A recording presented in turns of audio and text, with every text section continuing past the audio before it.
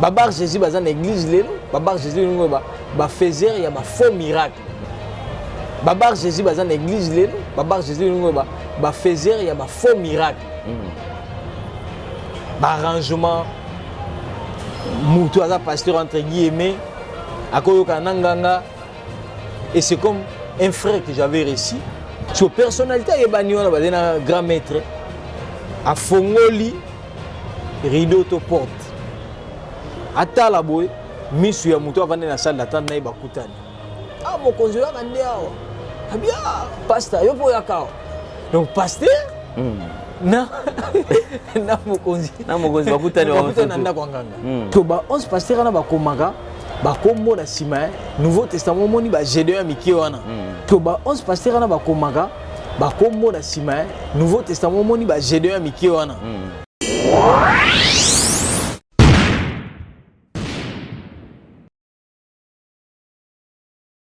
Le devoir nous appelle, mesdames, messieurs, vous qui nous suivez sur Nouvelle Tendance Télévision.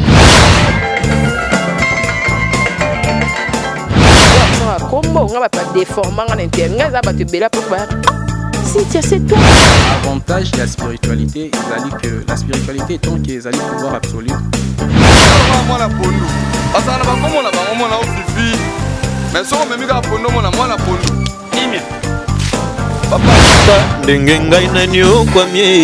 Na boloko ya bolingo oyo nzambe nazo apiba mbona ngapie ya ona préféré na sala ngafio Toyebiki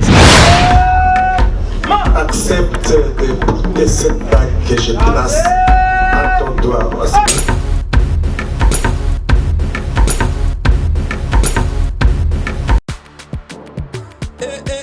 Maman na ngai fongola matoyi o kalisolo mwana londe mama Gisnovit ameme biso ya solution mpona loposo ya nzoto na biso yo moto obeti ya batampo esala 15 ans 20 ans esilaka te mwana Londres alobi solution ezwami somba kaka Gisnovit pakola na nzoto na yo na ismen ya pamba nzoto kokoma lekeleke pwete mwete gu balapa solution ezwami mpona baposo ya nzoto na biso kobanga te yo moto osala 15 à 20 ans tampo esilaka te mikusa na nzoto makodia mapalata bokono nyonso oyo etali poso ya nzoto na yo 19 eye na solution mwana Londres aye na solution kobukana te livraison nango eza partout dans le monde kobukana te ndeko na ngai solution ezwami mpona kozwa biso eza nango facile plus 44 74 24 025 437 na bandeli lisusu plus 44 74 24 025 437 balapa.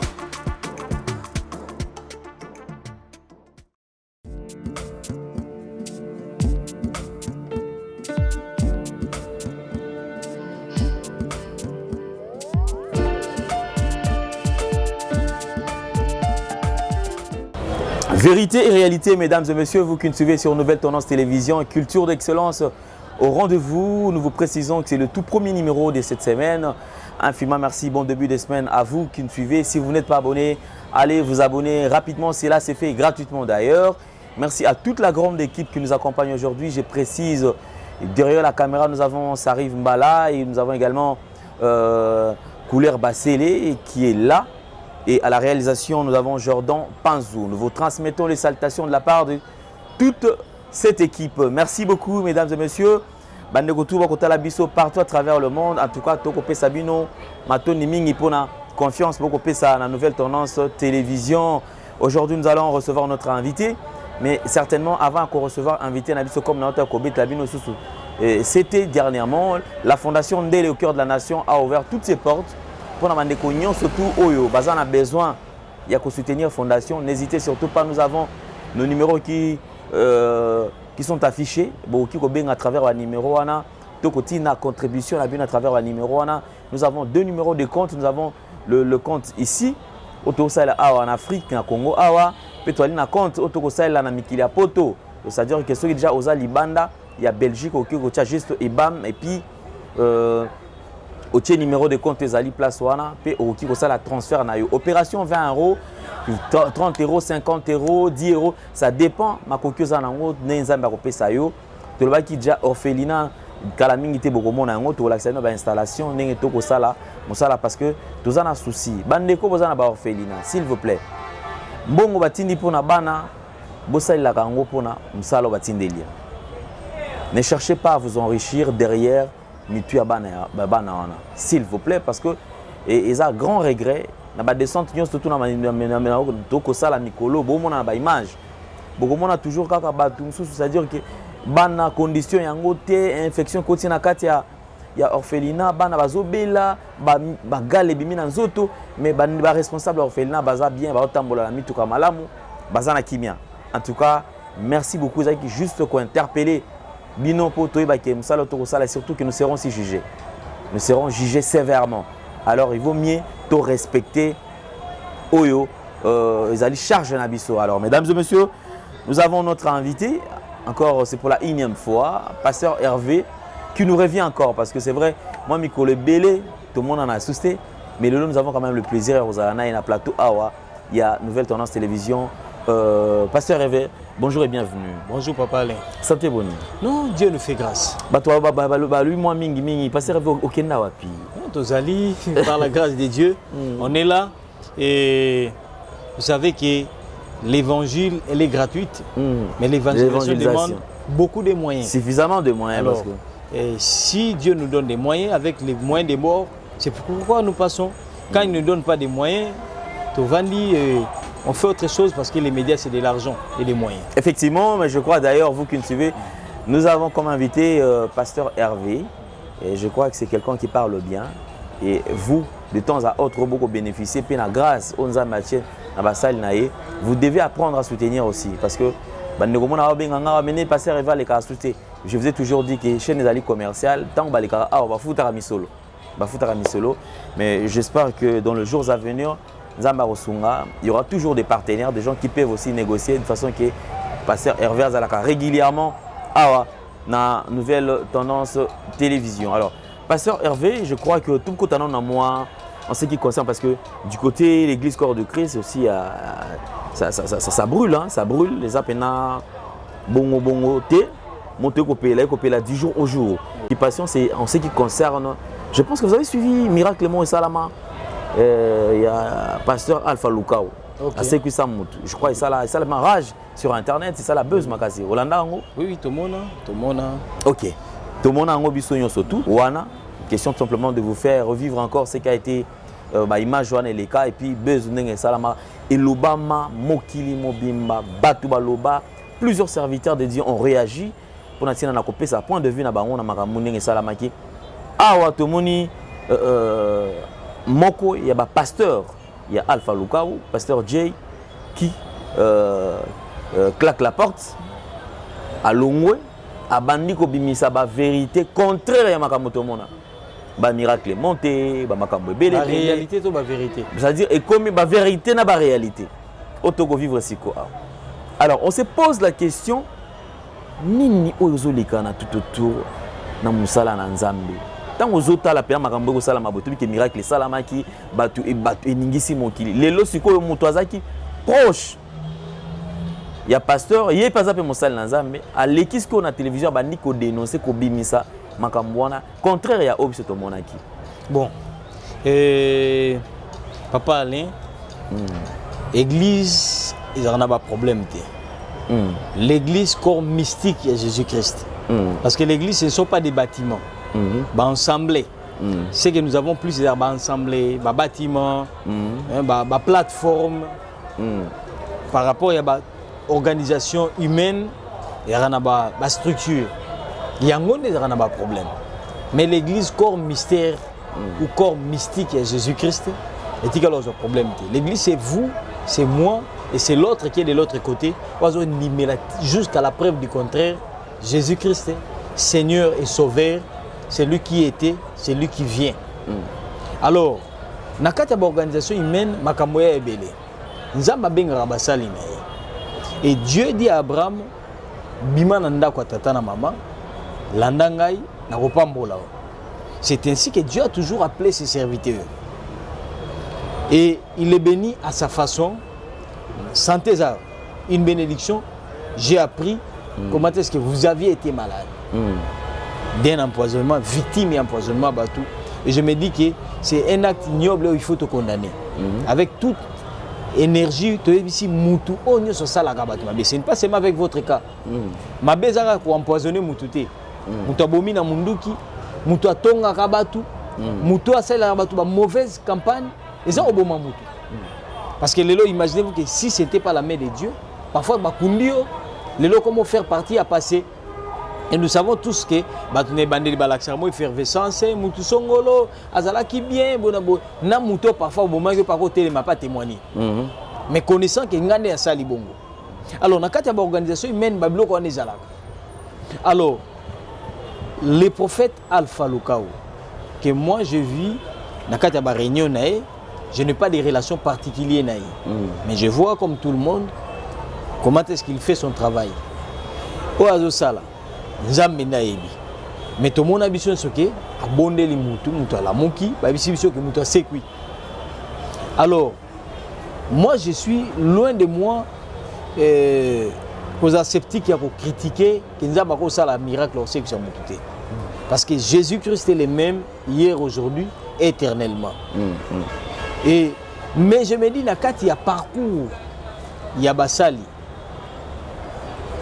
Il y a de ceux qui ont bengi usurpateur, ou un faux miracle.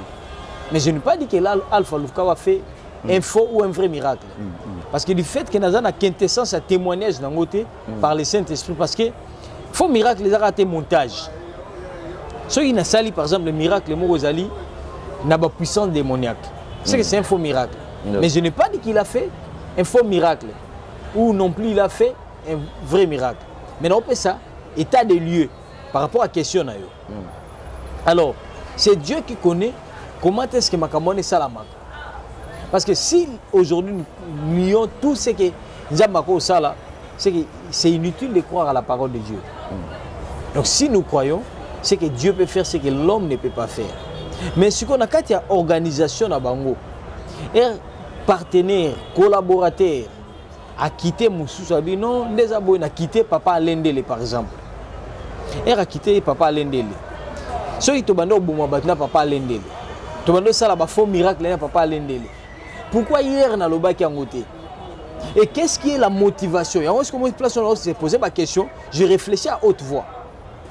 Et quand hier il faisait cela, lui son collaborateur, s'il est vrai qu'il a dit ça, pourquoi est-ce que Azaki n'a plaisir à Osalango? Pourquoi est-ce qu'il a se retiré dans Yango? Point d'interrogation. Est-ce qu'il y a guerre à leadership? Est-ce qu'il y a conflit à positionnement? Tout conflit à intérêt? Ou soit à cause de la paix, Moussa Nzambe, soit à Bando Sala Makambouana et solo, il y a le Kouta. Ou soit peut-être Makamboua Bando Sala, et ça y a solo Moussa Li Abimi, soit à cause de la paix Moutami Sala Mabe, tu éviter. Et nous laissons que Nzamba paie sa biso discernement. Bible le Biboui. Place où tu comprendre malamouté, tu bon de la Saint-Esprit pour éclairer biso. Parce que ceux qui nous Sala Makamabe, et qu'on na papa. Aussi vrai que la Bible est vraie, Bible le dit que rien ne serait caché. Parce qu'avec le temps, nous sommes dévoilés. Nous avons dit après nous confessé. Après, c'est une preuve. Donc, ceux qui ne décorsent pas la makambo, ils ont molili, tout arrangement et koebana. Et c'est pour vous dire qu'il faut beaucoup prier pour l'église corps de Christ. Parce que ça va la puissance à ténèbres ça là des fois pour affaiblir la foi chrétienne. Parce que vous savez, dans la période où il y a Covid-19, biso parfois dans le Congo, dans Kinshasa, qui ampleur, tout impact, il y a des morts. Mais nous avons eu des coups de fil, ça et là, à l'extérieur. Songola Koufi, Kingana Koufi, Pakala Koufi. Mais Dieu parfois nous a gardés en vie. Nous avons prié pour des gens qui ont Covid-19. Et si peut-être mon témoignage à Moutoubazo d'une manière malicieuse, et si on a témoigné à découvert, il peut le faire. Ceux qui parfois ont témoigné d'une manière anonyme, cela dépend que de lui, mais Christ a le bélo au moko. Abi Oya Kanga Soni. na miso ya bato nga pe na koyoka esoni. Et nous avons vu des gens de loin, vous avez prié pour lui. Covid-19 et biki. Ils peuvent témoigner même de loin, ça ils peuvent vidéo à Tindi. Mais aujourd'hui, quand même, pasteur Hervé, c'est Jésus-Christ a changé ou c'est le système qui a changé? Parce que j'ai l'impression comme si les lots. Le système des hommes ou de Jésus? Non, le système des hommes. Ok. Parce qu'aujourd'hui, si réellement, dans le temps passé, il y a quelques années passées, le miracle était. Il n'y avait pas de doute tout autour du miracle. Mais aujourd'hui, quand il y a miracle, les gens un peu deviennent un peu sceptiques, tout ça réservé. Il y a toujours doute méthodique tout autour du miracle en question. C'est Christ qui a changé ou bien c'est le système des hommes qui a changé? Papa Alain, Ecclésia c'est ok. Na samo ili kambo sikiyate. Doute banana ngo depuis kala. Mais oya lelo be na sete na ngo makaya. Au moins on ngana to na tango wana pe. Tungeto vivre ka makambo. Christ et Jésus. Aote ya na tango ye. Babino oza Belzéboul. So doute zaite mi ba crucifié été. Mais tout le monde peut se rire à Christ, babar Jésus peut bazalaki. Mais sauf que du fait que tu continues l'actualité, biso ce que tu commences à ressentir makambo et kaka. Du temps de Christ, là où Jésus est né en Israël, tu me suis dit Magaïté. Mais Tilelo, Babar Jésus bazana na Israël. Babar Jésus bazana l'église lelo. Babar Jésus ba faisait il y a ba faux miracle. Ba arrangement mutu aza pasteur entre guillemets akoyoka nanganga et c'est comme un frère que j'avais réussi. Il avait des problèmes dans Kata Moussala. Et les frères en question, vu qu'il a une personnalité, à qui soit disant un grand maître, à qui on a la place où Molili, Tie Simbite, Moutumo Ebisabino, ils ont un grand maître, sauf que nous avons plafond souka. Et quand le monsieur se rend là, Tiki est place où il y a une salle d'attente. Il dit non, moi, et tout, il y a une personnalité et tout. Et ça, la quitté au côté. Baba qui n'a pas fréquenté. Et c'est non, c'est là une personnalité à Ebani. Sur personnalité à Ebani, on a un grand maître. À Fongoli, rideau to porte. À Talaboy, Miss Yamuto a vendu dans la salle d'attente. Ah, mon conseiller a vendu. Ah bien, pasteur, il faut y avoir. Donc, pasteur. Non, non, mon conseiller. Non, mon conseiller, nanda kwa nganga. Ah, siko ba comme ni ba mi balé, sonné longue. Ah, so ba so la siko. Grand maître tourner. Ah, boy ba ni abi. Ah, mais nga ali kana TV. Yep, nga za personnalité. Ah, pasteur abi, ah, fait. Pasteur a renforcé Babylone on est salak. Donc vous comprenez que Babylone a salak déjà démoniaque. Mais quand ça appelle miracle. Mais origine nango azorone pa ngangana et puis c'est en effet il y a à travers ngai et puis c'est harmonie bablo on ça les solo et puis tel à il y a 11 pasteurs que ba 11 pasteurs na ba komaka ba kombo na sima nouveau testament moni ba Gédéon miki wana ba page moko blanche na suka wana déplacer ba décliner ba identité na bango na besoin oyo ba oluka pa tipana. Alors les messieurs, et puis c'est au moins, la preuve en état là. Si vous bateau, vous avez banni. Ah, salé, au sala, et c'est bon, pour nous, on a salé là, au Simba. À Tchema, na bassin, maï communauté télévision. Bassin communauté télévision. Et si on a un papa Lendele, on a un prophète Hervé. Pour nous, réellement, ils ont un mona. Ah ben, il peut. Le téléphone, alors, papa Len, boni, aux appuis, non, on a un quitambo place, on a ça l'émission. Ah bon, ça va, non, il y a un gars qui est là. Or, à mon place aux alliés, mais juste un gars certifié, ma camarade, ils ont solo le côté. Et Erazongi, nous avons collé incrédulité. Ça, tu as gagné dans la minute. Eh bien, on a un pasteur qui n'est pas banganga, bonaboy, et renforcer position. Après que Basali Bamakamon, nous sommes ça les simbité, Ganga Bisabi, aux la magie blanche, aux la magie rouge, la magie noire. Tamboli monde mobimba. Place nous sommes en charge. Mais je t'interdis. Au Lucas sous place pour les des souka. Si on connaît au Koufa, Tobé la liboma.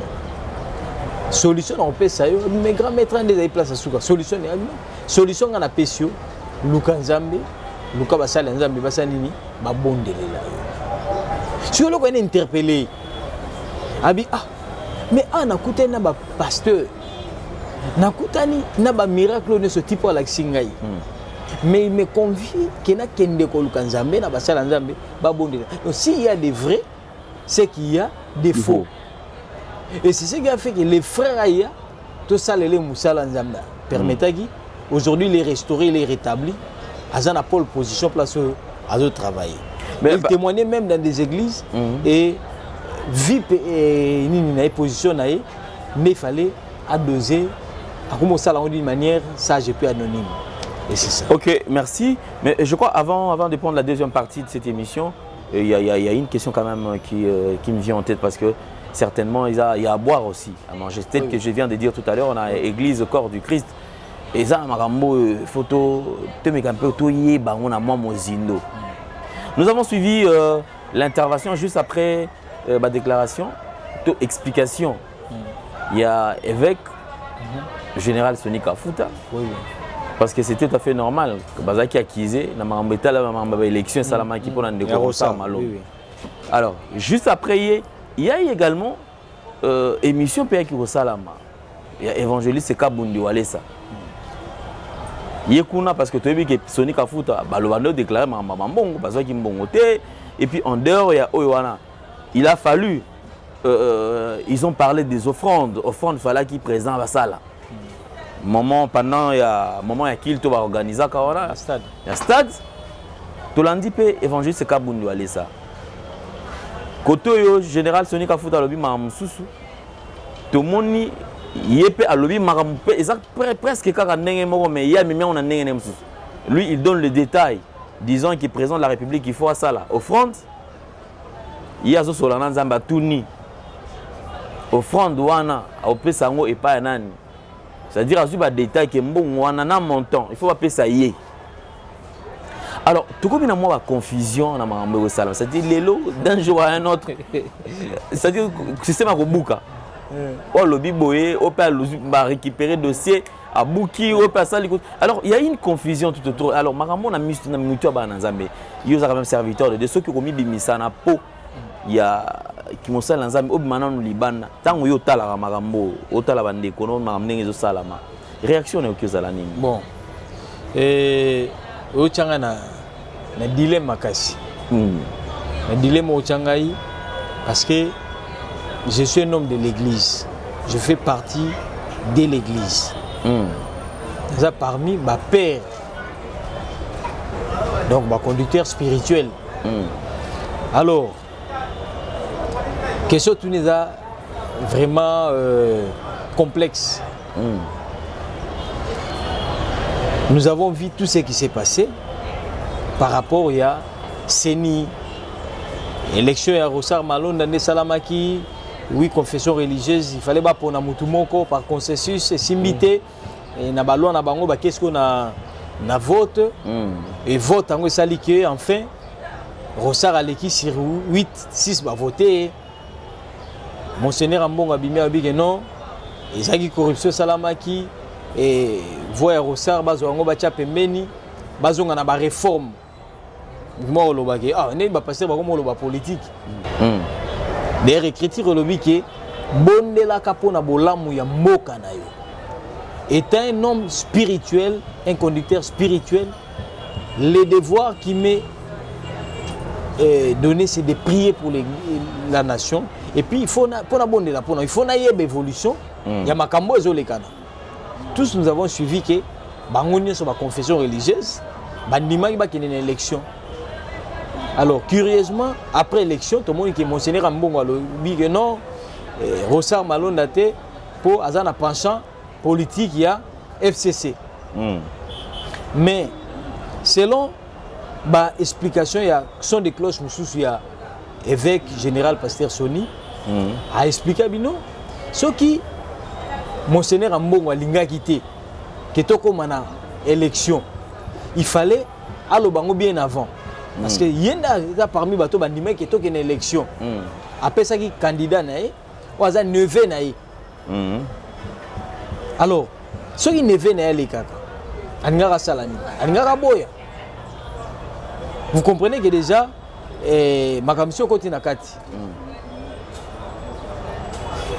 Bayo yo kanana évêque ya ECC pour a proposé Moutoune donc ba retirer ya monseigneur Mbongo bazu ya évêque Bokondo basangani babino to tia epoi yenda bima ba mi balé bazaki na même langage voulant aussi amener les 6 confessions les religieuses na même point de vue mais bayo kanité baké na ba vote oya monaki na ba voix belé selo ba loi na bango abimi c'était Rossard.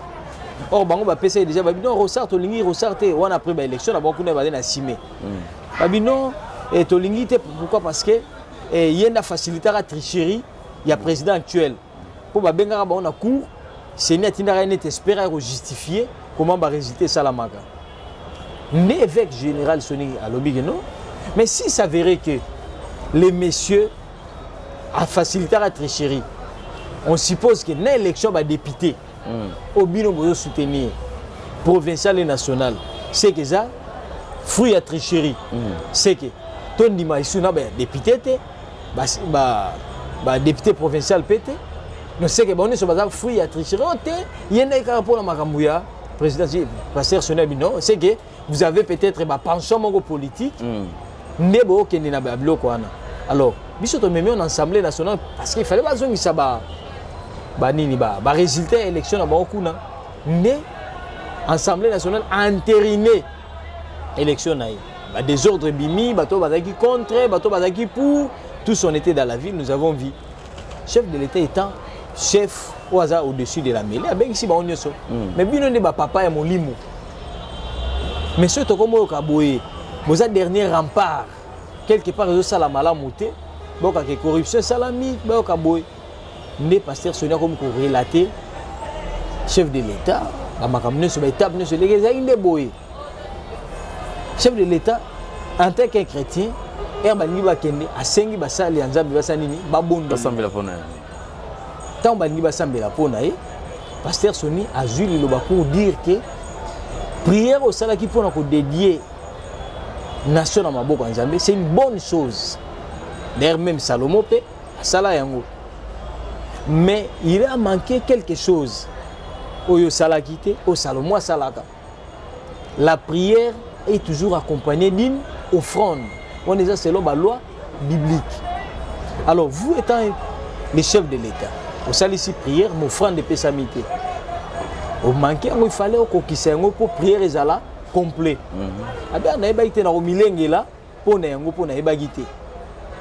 C'est ce que le chef lui a répondu devant d'autres serviteurs de Dieu Bazalagi. Mais quelques jours après, Tomoni, l'évangéliste Kabundi, Aleki, a expliqué Bishop de l'Andiga en Internet. Alors, je me pose la question, est-ce qu'il y a confirmation? Et ma pasteur Sonia Lobaki, tu es évité. Mais pourquoi est-ce que à Lobaki on va vanter? C'est maintenant bien les journalistes, il faut que vous tourner la question. Mais pourquoi est-ce que Lobaki ont parce qu'à Lobi, selon l'explication, il paraît que message est plusieurs fois à Boya qui même a bengi ba collaborateur na ici bango et tout, ba collaborateur na c'est que à Lobango. Mais vous aussi vous avez une part de responsabilité, papa Alain. Boluka. Évangéliste, peut-être il a des explications à fournir au peuple de Dieu. Et espérons qu'il va accepter de lâcher sa langue parce que aujourd'hui les avoirs c'est tout un problème. Peut-être Bazaka Batou, beaucoup de bango, service peut-être il va vous expliquer. Mais nous avons constaté que le message n'est l'équipe après compte rendu à pasteur Soni par rapport à la rencontre d'un chef de l'État. Est-ce que exactement parce que pasteur Sonia Lobaki, est-ce que Nzambenda Lobaki, mais sur Nzamba Lobaki, il y a des canons officiels. Oyo, Moutoko ou les cananango, parce que le chef de l'État a moninga na bisoté. Na luki papa Alain, na bi place bureau papa Alain Zalaka, na obenga na téléphone, na yé na présenter des mondes nangai, et cela va parvenir. Mais est-ce qu'il fallait passer à la télévision? Personnellement, je dis non. Et quand on choqué, tu me suis besoin de m'abêter. J'ai dit non, pourquoi? Parce que connaissance est différent. Tu se base à un niveau fort mon côté. Tu se base à un niveau bisoté. Tu se base à la chrétienté. Tu me la narrative pour le cablo au fin de tu me la narrative pour que Aluka et les masses la buzz. Je peux parfois de bonne foi, mais la connaissance est élevée. Je sais qu'au front des bibliques, même si on fréquente nganga, c'est que nous n'encourageons pas. Ça c'est un imitateur. Mais il y a des canaux, il y a des moyens où on un message. Personnellement, je ne trouve pas important que nous la télévision. Ils ont honoré été. Surtout que les procédures est liées à ça. Procédures est liées. Ils ont honoré sacerdoce. Vraiment, place où vraiment, il faut que ça soit ils ont pour l'évangéliste, mais pour la salle, parce que je vois, j'observe, total la rate. Au moins, Moutoumou va dire, pour le chef de l'État. Il veut impressionner qui? Parfois, papa allait, a un message pour le chef de l'État, il a plus détaillé que vous. Mais parfois, il n'est pas passé pour Kalobango. Si l'évêque général Sonika Fouta, le cas qui a l'obaki ango, a lobby a contre Randi à Makambuya 5 ans. Salamaki na bango, confrontation, il était dans l'obligation à détailler Makambouana. Mais lui, l'évangéliste, a dit qu'il était en prière. D'autant plus qu'il était en prière, je crois qu'il y a un monde. Un bateau mieux placé parfois. Nous avons vu d'ailleurs une image où un chef de l'État. Et on sous-entend déjà ceux qui déjà coûtent un chef de l'État. Alors je crois que Azok qui est quand même des détails. Et puis chef Alaxa qui quand même si on a besoin, voilà ce qu'il faut faire. Exact. Et alors, deuxième fois encore repasser à la télé pour expliquer. Place Wanande, je ne suis pas d'accord. De façon dans le par exemple, dans le message sur l'évangéliste, par exemple. Dans l'église, non, évangéliste, dans le message, je crois que je connais peut-être l'église, les aboyés, tout Moutoubo, les aboyés, n'a évité pas parler aux journalistes. Est-ce que vous me évangéliste, son goloto pas apôtre, pas kala, n'a transité message. Peut-être il a des questions à côté et je vais mieux lui expliquer que il est Kana TV. Et biloko on est comme moi fréquent. Du fait que mon équipe na TV et perdre na saveur na. Parce que je crois que ceux qui message année comme là il est concerné. Mbongo Mutunda Lukarango. Offrande des Arapos na Nzambé. Je ne pense pas que les chefs de l'État refuseraient à payer ce offrande ceux qui réellement il est convaincu qu'il est prouvé dans la parole de Dieu que le message est le cas. Parce que nous avons pas compris ça peut à détailler pour offrande. Juste chapitre 6 et ABC Bisongo. Gédéon Zoa offrande aux alliés à New il y a 3 ans. Kende Zoa à 7 ans. Donc tout ça est détaillé. Tout le monde est construction à tabernacle. Seigneur a détaillé qualité offrande. Na quantité, na qualité. Cela peut être détaillé. Mais la manière de communication salami, moi je trouve que c'est un raté. Donc, ta communication peut être côté du pasteur, merci beaucoup, papa. J'espère que Toyeba n'a pas offrande. Et offrande, on peut éviter parce que calamité Toyoka, il y aura plusieurs émissions. Il y a émission et au pays ça problème. Est-ce que le pasteur tout va tirer restant d'accord pour offrande va payer pas Kabounou allez ça pour une interrogation. Mais marmé les église tout bien marmé en tout cas merci beaucoup. Là c'était la première partie, nous prenons la deuxième partie et je crois que nous allons vous laisser plus le temps de nous exprimer parce que deuxième partie vous allez partir va oser la moins ming. Nous allons prendre cette deuxième partie, mesdames et messieurs, et nous allons nous retrouver tout juste après. Merci.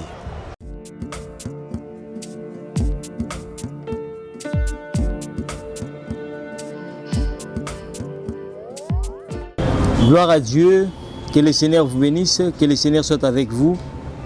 Tout ça, il y a un message dans Bissou, où il va dire qu'il y a un livre, il y a Genèse chapitre 37. Verset 4, na verset 11. Balobi, ses frères virent que leur père l'aimait plus que tous. et ils les prirent en haine. Ils ne pouvaient lui parler avec amitié. Joseph fit un rêve et les rapporta à ses frères, qui les haïrent encore davantage. Il leur dit, écoutez donc ces rêves que j'ai faits. Nous nous trouvions au milieu des champs, à l'air des gerbes, et voilà que ma gerbe s'est dressée et s'est tint debout, et que vos gerbes l'entourèrent et se prosternèrent devant elle. Et ses frères lui dirent, est-ce que tu prétends régner sur nous, à moins que tu ne prétends être notre maître? Et ils les haïrent encore davantage à cause de ses rêves et à cause de ses paroles. Il fit encore un rêve qu'il raconta à ses frères et dit, voilà que j'ai fait encore un rêve. Le soleil, la lune et les 11 étoiles se prosternèrent devant moi. Il les raconta à son père et ses frères. Et les gronda et dirent, que signifient ces rêves que tu as faits? Prétends-tu que tu viendras régner sur moi et ta mère et tes frères? Amen. Donc, gloire à Dieu. Passage au Totangi, et ça par rapport, il y a rêve, il y a Joseph. Il a fait un rêve comme tout le monde. Yo lotaka, ngana lotaka. Mais il y a une réalité. Les rêves relèvent d'un domaine plus divin que net aux orangs des fois. Joseph fait un rêve. Aux andetoba, ils ont un noto. Amoni ba gerbe, liboka matiti. Yabande konae, eko gumba melaye. Et longo na maboko na bango eko gumba melaye. Il dira que non, amoni talandote sali boye de boye. Et babi, non, tu prétends que tu vas régner sur nous. Donc vous comprenez que même l'adversaire, même bateau en face, des fois interpréter comme au-delà de ce que nous avons dit. La leçon que nous devons tirer dans cette histoire, noto na ko betela rango mutunyo sote. Malobana eza mutunyo sote ayebaka vision na yo. Beaucoup de gens sont des victimes ya ba vision na bango. Beaucoup de gens sont des victimes ya ba projet na bango. Beaucoup de gens sont des victimes ya ba grâce to ba faveur au bazanango. La Bible dit que l'homme aura pour ennemi les gens de sa propre maison. Maison zaka ndako vandité, ezaka ya famille biologique té, ezaka ya famille chrétienne vivaraté. Et cause à la même na musalo salaka. À cause ya ba grâce au Seigneur à Pessio. À cause ya ba vision Seigneur à Pessio. Cela peut te créer des ennemis. Cela peut te créer des adversaires. Cela peut te créer des jaloux. Cela a été le cas avec Joseph. Et c'est ce qui a fait que bande connaît déjà grande et banaki. Babandi ko kangela kanda babandi ko bongisa ke non ba détruire. Peut-être tu es malade aujourd'hui, tu me suis. Ta maladie parfois, les malades ba bois ke lio par rapport il y a projet mo konza mabongisa iliboso na yo. Parce que l'ennemi aussi voit ce que Dieu prépare pour l'homme. Mais je te dis une chose, toi qui as reçu la grâce de nous suivre cet après-midi, qu'en aucun jour les ténèbres auront de l'avantage sur la lumière. Même si tu es malade, quelle que soit l'origine de la maladie que tu souffres, l'origine de la maladie est cause de la démoniaque, psychosomatique. Mais laisse-moi te dire que tu ne mourras pas, tu vivras dans le nom de Jésus-Christ. Je dis, quelle que soit la difficulté que vous avez en Seigneur a oti kayote. Mais sauf que la difficulté que vous avez en Ango, nous avons sélectionné cette école. En fait, que vous avez sagesse et intelligence. Après, le rêve au mi-balé, nulle part, Joseph a été les sous bandoto. Mais il a continué de vivre. Je suppose que Joseph a continué de rêver. Mais il a réservé sa langue. Il a réservé sa vision. Parce que des fois, c'est mais il a fait une seconde fois un rêve. Rêve en Ozaïnini, il verra que étoile Ozaki au nombre il y a 11. Et que Gumba Melae, en même temps, le soleil et la lune aussi. Et qu'on se prosterner devant eux. Et directement, quand il va relater les songes, et Pessi gronde encore une fois de plus. Et ne mati pas Bandekonae. Parfois, il va y avoir pour la bandoto. Tu n'as pas été sage des fois. L'homme prudent voit le mal de loin, il se cache. Tel que le livre des Proverbes nous dit. Mais Joseph a manqué cette tic. Il y a qu'on a réservé par rapport à Makambo Seigneur Bando Ebisaï. C'est ce qui lui a conduit dans une situation difficile. Mais dans tout ce qui peut arriver, Nzambaza maître et attend la circonstance. Je vais parler à une personne qui me suit maintenant. Peut-être projet no betela mutu et créer leur problème. Ou comment regretter les lots. Je t'interdis cet après-midi coller la lissouté. Parce que même Nenge Batekara Joseph, le plan de Dieu ne faisait que se poursuivre dans sa vie.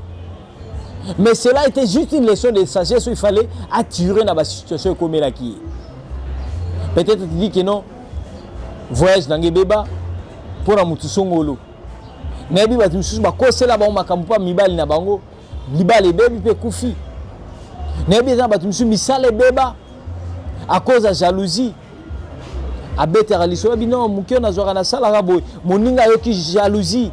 Muso bino ndeza bo na zora na moi muke na tinda na kin na zora moi que ristourne na sala raboy ta na otonga et créer jalousie. Muto komi mal vie. Peut-être comme le bagé vie nangé baby. Mais je te dis une seule chose, que rien n'est impossible à Dieu. Jésus-Christ est le même hier, aujourd'hui, éternellement. Ce qui nous a visité Joseph, malgré boloko batinda qui est pas bandekonaï, malgré l'esclavagisme batinda qui est, le Seigneur est capable pour te soutenir cet après-midi. Le Seigneur peut te faire du bien encore. Et ça va me soucier à cause de la beauté physique, bah boire qu'elle est malade, bah baby sié. Mais je te dis que Jésus-Christ est le même pour toi aussi. Ta vie n'est pas encore au soir. Même si elle est au soir, je te dirais que même vers le soir, Zacharie et Bissibisoke, ma lumière apparaîtra. Quand on parle de la lumière, on dit visitation divine. Et vous verrez qu'interprétation est son jeu. Papa et Joseph Abissier, on dit que Ngai maman nona bandekono toyo gumba melayo. Joseph n'a pas dit ça. Mais il y avait une interprétation par rapport à Nango. Tout acte peut être interprété. Quel acte que tu poses devant les gens? Quels sont les actes pluriels oyo posara liboso ya batu? Na musala na yo, na église place au Kendaka, na famille na yo. Quelles sont les paroles que tu relates? S'il y a des paroles, parfois bimisa, oui, créer là des dégâts, des problèmes, des complications. Je te dis qu'au nom de Jésus-Christ, aujourd'hui, le Seigneur te visite et te console. Nabi mndeko moko, il fallait bala mutu moko aibani. Azape libanda mboka, nakati osolana baninga. Il s'est avéré que mon ninga moko azali na posa ki garçon na balande. Mais comme cela n'a pas tenu, à cause de la divulgation, c'est rabano bete la ba étape nyo sonde ba okende. Ndeko wana ke abeti lisolo pa mama na ye. Mama ya moninga azaki mutu misala mabe na complicité na ndeko ne. Mama na bi ke bon likambute to rotala so likamone okoka. Alali aloti ba suye minu. Pa ya mama ya camarade na ye. Na vire la mukabo mo mpe ba suye.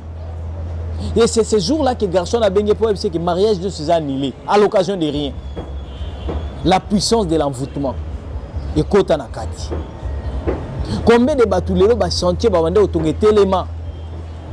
Rien que parce qu'à partager on a de mauvaises personnes. N'est-ce pas la discrétion si c'est la vie? N'est-ce pas la discrétion si c'est la force de Dieu? Nzamba salaka ke mikuwa ya mwane kota na kati ya libumu monga ngamona ngate mutoye bagate. C'est ça qui fait même la force de Dieu. Même si tu as commis ces erreurs, je te dis que la date d'aujourd'hui, c'est le jour où le Seigneur te visite encore une fois de plus. Parce que après Makamo Totali, le Seigneur a accordé encore une grâce de plus à Joseph. Mais simplement, que ton étoile, garde-les bien. Parce que tu as un avenir. Parce que yon de batouba au gumba melayo. Parce que yon de batouba dépendre na yo. N'est-ce pas, tu as des promesses aussi. Parfois ta vie elle est devenue compliquée. Mais Dieu te fait grâce cet après-midi ici. Jésus-Christ te visite cet après-midi ici. La grâce de Dieu elle est dans ta porte. Elle toque devant ta porte. Jésus-Christ peut te guérir une fois de plus encore. Rien n'est perdu. Si tu crois ensemble avec moi qu'aujourd'hui c'est ta journée de la visitation divine, c'est possible que le Seigneur te visite. C'est possible que Dieu te fasse grâce. Et je dis dans le nom de Jésus-Christ, si ton étoile était assombrie à cause il y a des erreurs, à cause de la fréquentation, n'a déclaré na moi le na kombo na Jésus Christ. Mon zoto na ngenga lisusu une fois de plus au nom de Jésus Christ. Ta position de pole position ezonga na kombo na Yesu. Nzamba zongi c'est ce que tu as perdu dans le nom de Jésus Christ. Le soleil, la lune et les étoiles et qu'on se prosterner devant eux. Je déclare dans le nom de Jésus Christ que les étoiles qui sont les humains qui viennent te servir, qui viennent accomplir la volonté de Dieu, que Dieu mette sur ta voie les hommes, des femmes capables de t'amener dans la gloire de Dieu, capables de t'amener dans le chemin du salut, capables de t'amener là où Jésus t'attend maintenant dans le nom de Jésus-Christ. Parce que Dieu ne se sert que des hommes. Et aujourd'hui, c'est le temps où Dieu te visite. Si tu peux prier avec moi. Seigneur Jésus-Christ, je recommande mon frère, ma soeur qui me suit en ce moment entre tes mains. Peut-être à Bébissa vie nae, na baerere à maloba nae, na baerere à ba acte nae, na ignorance, mais na sengi miséricorde nae. Et visiter dans le nom de Jésus-Christ. Oh, nous sommes na ba puissance à ténèbres, na ba cachot à monde de ténèbres, na ba maladie à monde de ténèbres, na ba destruction à monde de ténèbres. L'élo a déclaré que Azala visité dans le nom puissant de Jésus-Christ. Grâce et faveur divine et bombaye. Makila no Yesu et finikaye. Azala sanctifié, Azala purifié, Azala renouvelé. Makambo kufake c'est quoi? Malade ezaki na nzoto bima. Bola mokota na banda kuna bangu. Dans le nom puissant de Jésus-Christ. J'ai ainsi prié. J'ai dit que Dieu vous bénisse. Au nom de Jésus-Christ, Amen. C'était votre humble serviteur, le prophète Hervé Yombo. Que le Seigneur vous bénisse, que le Seigneur soit avec vous. Pour vous qui avez besoin de la prière, besoin des orientations spirituelles, besoin parfois de vous édifier, vous pouvez nous contacter na plus de 143 84 27 51 720. Plus de 143 84 27 51 720. Que Dieu vous bénisse. Ciao.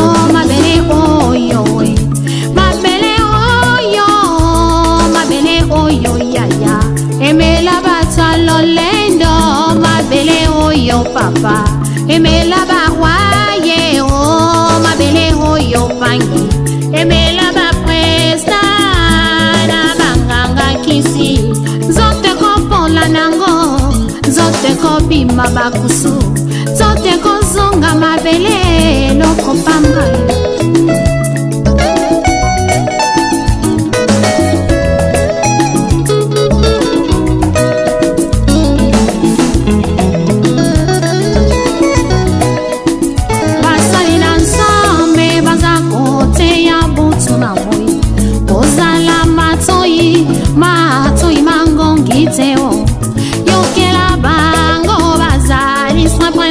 aya pamba oyo bateyaka ye utaka ye pa ya mokili salela tango tango yoza na bomoye linga yo salela ye o tango yoza na bomoye linga yo salela ye o kufeza ya solo bunga ebeti na tempelo tango ifweni ya ya salela tango salela tango mbeko salela tango salela tango fami amani mame amani mame amani mame kedika fumwe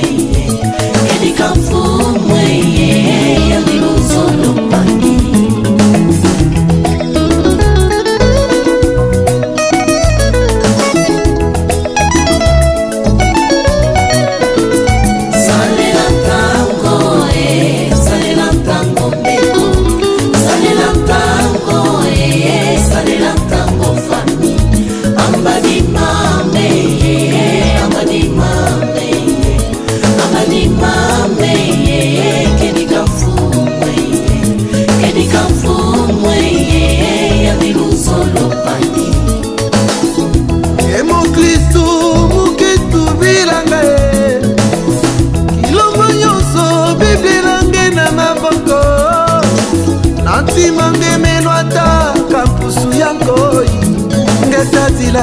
ngetadila na kilumbu ya suka zina nanga ikelebe